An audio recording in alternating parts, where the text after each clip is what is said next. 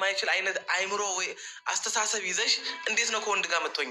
እንዴት ነው መተሽ እንደዚህ የምትዝረከረኪው? የምሬን እኮ ነው። መዝረከረክ እኮ ነው፣ መልከስከስ እኮ ነው። ቀለበት አድርግልኝ እምነት እንዲኖረኝ። እንዴት በአንድ ቀለበት ነው እንደ እምነትሽ የምታረጋግጪው? ለአንቺ ቀለበት ነው አይደለ? እሱ በ80 ወረቀት እኮ ተፈራርሞ እኮ ታማኝ መሆን አልቻለም።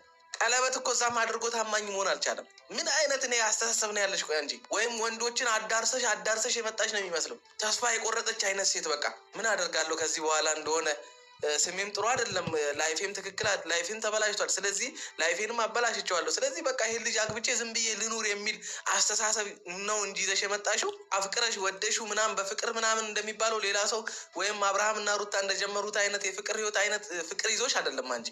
እንደዚህ ሆነሽ ግን አስቢው። እንደዚህ ለምነሽ አስበሽዋል? ሴት ሆነሽ እንደዚህ ለምነሽ ቀለበት እሰርልኝ ሩታ ነገ መታ ልበጠብጠኝ እንችላለች። ሩታ እንዳንቺ የወረደ አይነት አስተሳሰብ ያላት መሰለሽ?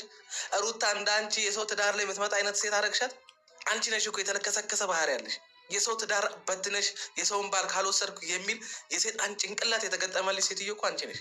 ንግግርሽ፣ ወሬሽ፣ ሁሉ ነገርሽ ሩታ ሩታ። በስማም እኔ አጋንንት ራሱ ከአንቺ ውስጥ ቢጨው ሩታ ብሎ ሚጮህ ነው የሚመስለኝ።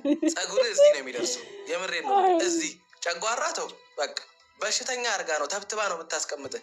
ያለ ምክንያት አልቸኮለችብህም። ብራዘር ተጠንቀቅ፣ ተጠንቀቅ። አብርሃም የአንቺ ልብ ውስጥ አብርሃም እስኪገባ ድረስ እሷ አባቴ ታብታ ወፍ ሽባ ያደረግሻል እስከዛ ድረስ። ከጠገበሽ በኋላ እንግዲህ በቃ ምንም ማድረግ አልችልም፣ ልብሽ ጠበበብኝ፣ መግባት አልቻልኩም ይልሻል።